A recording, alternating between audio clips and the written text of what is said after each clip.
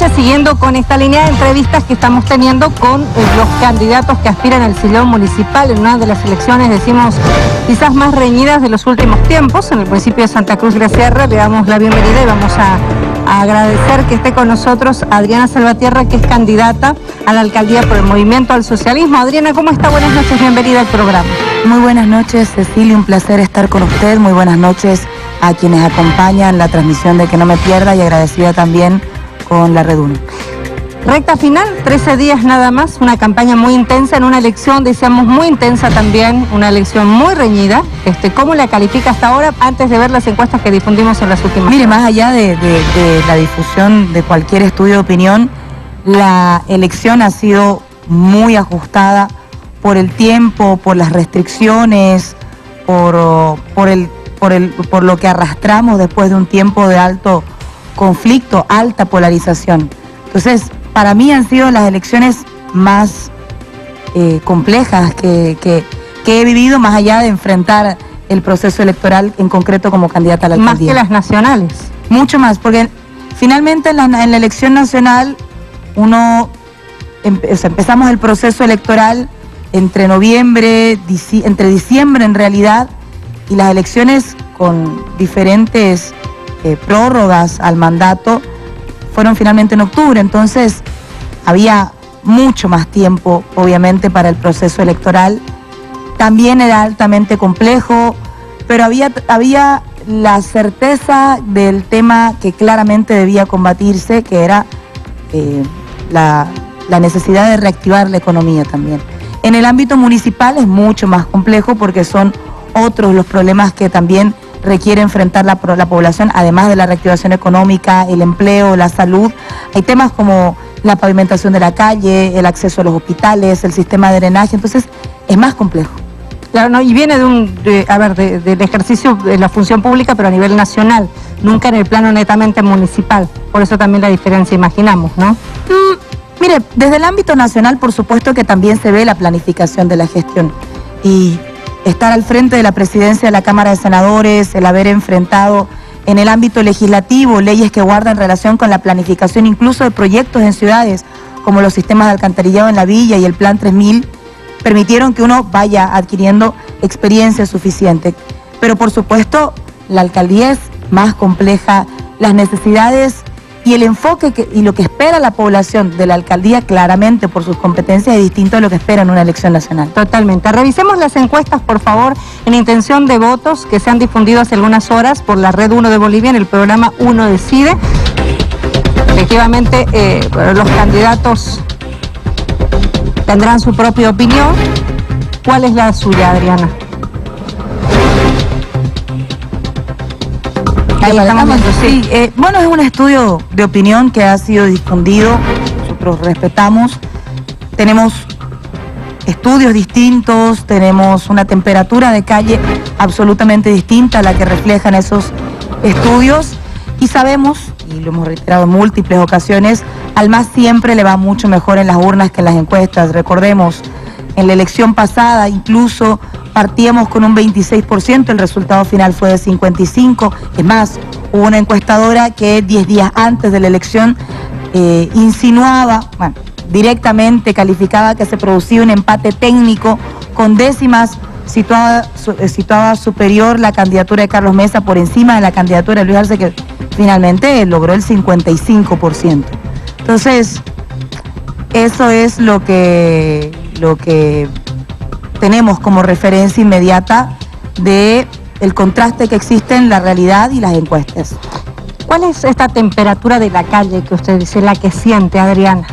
El cariño de la gente, las movilizaciones, las concentraciones, la necesidad de cambio en Santa Cruz, que se ve representada en la candidatura a la alcaldía, a la gobernación, y es que enfrentamos un tiempo distinto cuando la gente espera la reactivación económica, la generación de empleo, tiene como referencia que esa posibilidad a cargo de una gestión positiva puede estar en nuestra candidatura, puede estar en la candidatura de Mario Cronenberg también en la gobernación. hay una percepción de planificación acertada en torno a nuestra gestión. Dentro de esta temperatura en las calles, Adriana, la gente no le ha manifestado su preocupación por el hecho de saber que, porque se ha dicho mucho en esta última etapa, digamos, y lo hemos escuchado más en estas últimas semanas, decir que habrá mejor coordinación con el gobierno nacional si las autoridades electas son del movimiento al socialismo. Incluso se ha manifestado que esto suena como a chantaje, que si no eligen autoridades del movimiento al socialismo en gobernaciones y alcaldías, el gobierno central no coordinará con los otros. ¿Podría sonar así? ¿Qué opina al respecto? No, yo tengo una percepción distinta. A ver, creo que en los hechos, aquellos momentos en los que existió una coordinación buena entre los 3 niveles de gobierno, por ejemplo, la realización de la cumbre del G77, dejó un impacto positivo para la economía del departamento, del municipio, obras que hasta el momento continúan funcionando para los vecinos de Santa Cruz. Entonces, eso nos demuestra que es necesaria la coordinación. Pero si hay candidatos que 10 días, 15 días antes de la elección, se les ocurre decir que recuerde Luis Arce cómo salió Evo Morales, nos está planteando que la ruta de su gestión pública no va a ser la búsqueda de la coordinación que no beneficia a un partido político, beneficia a la gente. Entonces, la necesidad de la coordinación es un principio para todos los niveles de gobierno y para las autoridades electas en el marco de la democracia, por supuesto. El segundo punto importante es que esa necesidad de coordinación no puede verse limitada por agendas políticas. Y eso va para todos los niveles de gobierno, para todos los partidos políticos.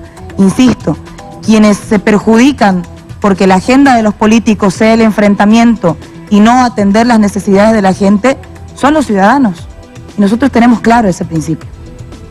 Y a propósito de este principio, ¿cuáles son las principales o los principales ejes? Si usted tuviera que nombrar 3 de esta candidatura suya, estamos a 13 días nada más para llegar a la elección. Si usted en este momento la gente le dice, a ver Adriana, usted como candidata dígame 3 cosas que para usted son las más fundamentales y haría si llega al sillón municipal. La primera, por supuesto, es la reactivación económica. Nosotros vamos a convertir a Santa Cruz en un municipio productivo, un municipio que este año pueda garantizar la generación de 80.000 fuentes de empleo, fortaleciendo la inversión pública, fortaleciendo los emprendimientos y generando una bolsa de empleo municipal con lo que hoy se deja en los saldos de caja y bancos para invertir en la generación de empleo entre jóvenes de 18 y 28 años. El segundo eje importante, por supuesto, que es la salud. Garantizar el proceso de vacunación, desconcentrar la atención médica y garantizar un médico en cada barrio, de acuerdo a los estándares internacionales que establecen que un médico debería atender mínimamente, un médico debería garantizarse para una población de 1.000 habitantes. Tenemos que cumplir eso en Santa Cruz porque esa es la experiencia que nos deja. La segunda experiencia que nos deja la crisis sanitaria es la inaccesibilidad de los medicamentos, la especulación, pero por otro lado, los precios altos. Con la creación de farmacias municipales vamos a garantizar precios accesibles y baratos para los medicamentos y la atención a la población.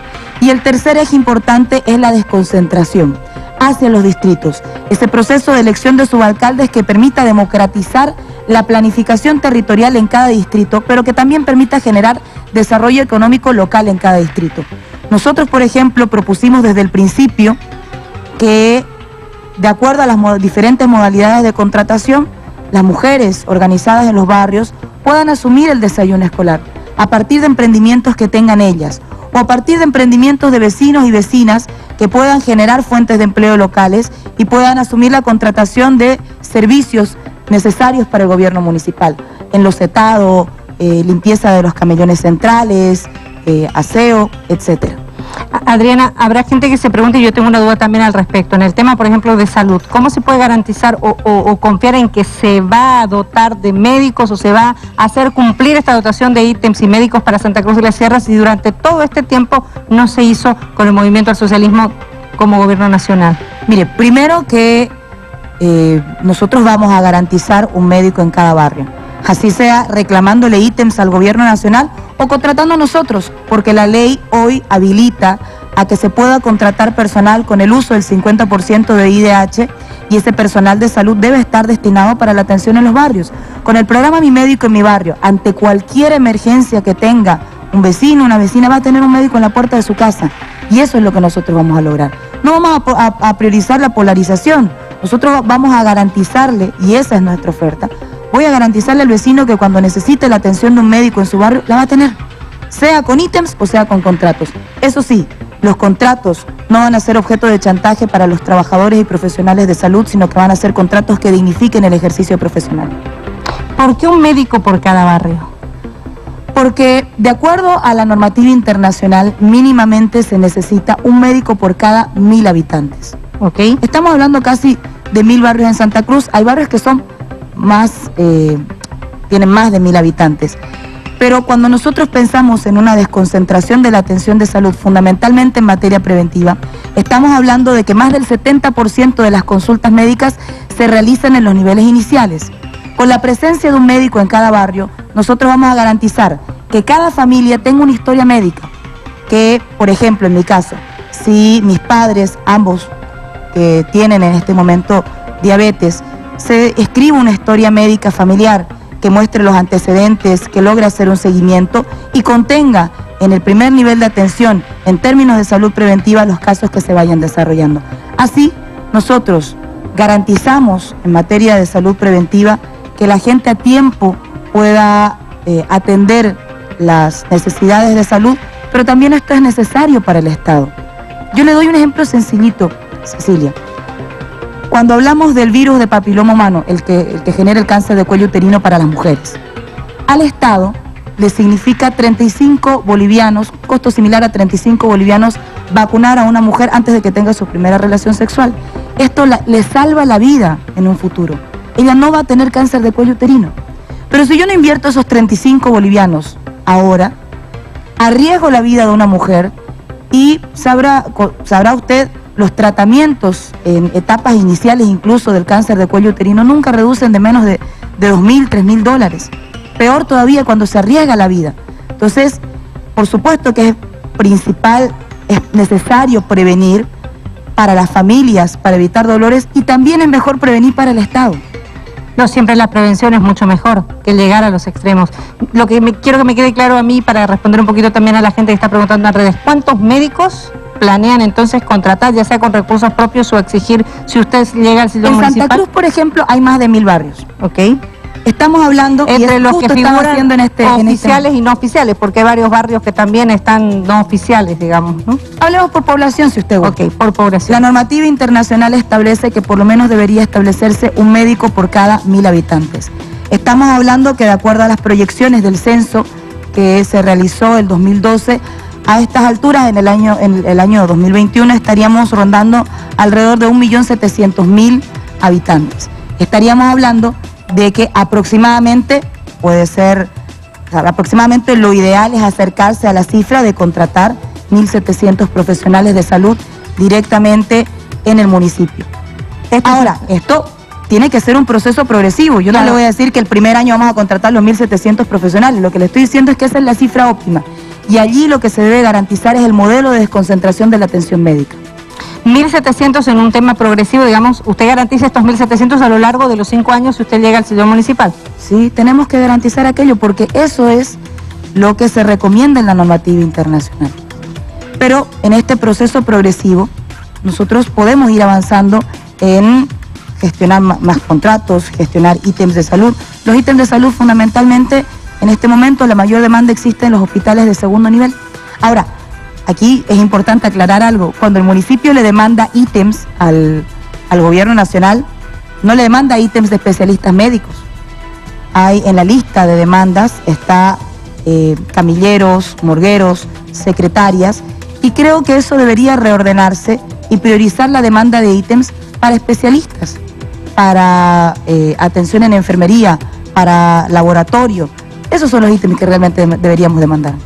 Esto usted dice entonces que tendría que acomodarse, obviamente, que creo que ha sido un tema bastante observado, no solo por usted, sino por varios candidatos. Sí, yo creo, y esta no, en realidad yo no voy a atribuirme esta idea.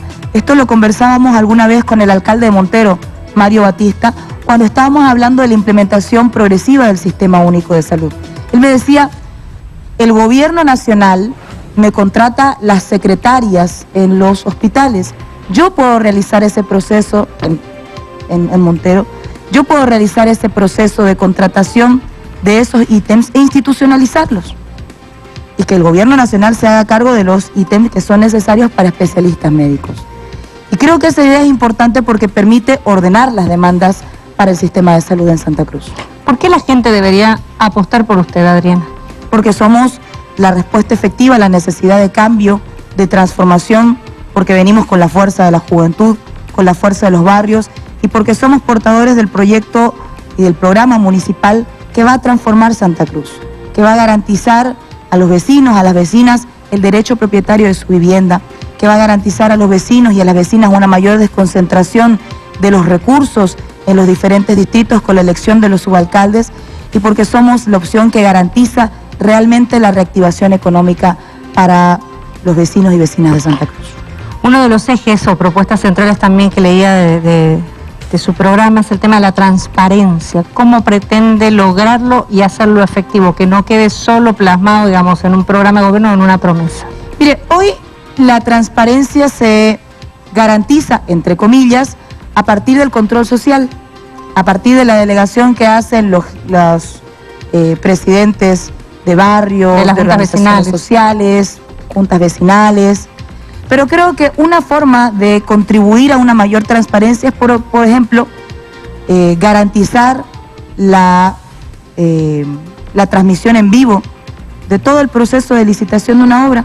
Los procesos son públicos, pero qué mejor si, además de que son públicos, sean transmitidos en vivo y que quede ese archivo para que además, sumado al control social presencial que se realiza, pueda existir un control ciudadano desde el ámbito digital.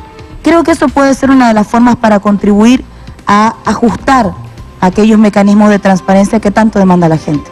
Digitalizar entonces los procesos de contrataciones. Digitalizar los procesos de contratación, pero además esa transmisión en vivo va a permitir que quede un registro, no solamente en los papeles, sino que quede un registro en línea de cada proceso de contratación. ¿Qué opina del SICOES? ¿Qué es lo que funciona en la actualidad, no? Bueno, el SICOES en realidad funciona básicamente como un reporte de las contrataciones. Muchas veces todo lo que sucede detrás del SICOES en el proceso de contratación no lo vemos. Por eso es que no es transparente entonces. Contribuye, pero puede perfeccionarse. ¿Cómo lo perfeccionaría? Con eso que proponemos, con un proceso de transmisión en vivo, directa, de todos los procesos de adjudicación de las obras. Cuando usted se adjudica una obra, existe el cumplimiento de determinados requisitos y lo que hacen es distribuir la ficha de los requisitos y decir, bueno, requisito 1, digamos, personalidad jurídica, cumple. Requisito 2, boleta de garantía, cumple. Pero ese proceso, si lo pudiéramos transmitir en vivo, el vecino de la Pampa de la isla que se va a beneficiar con la construcción de los viaductos va a poder realizar un seguimiento en línea. Creo que usando la tecnología podemos contribuir a generar una mayor transparencia. Y lo otro es no cortarle más las manos al Consejo.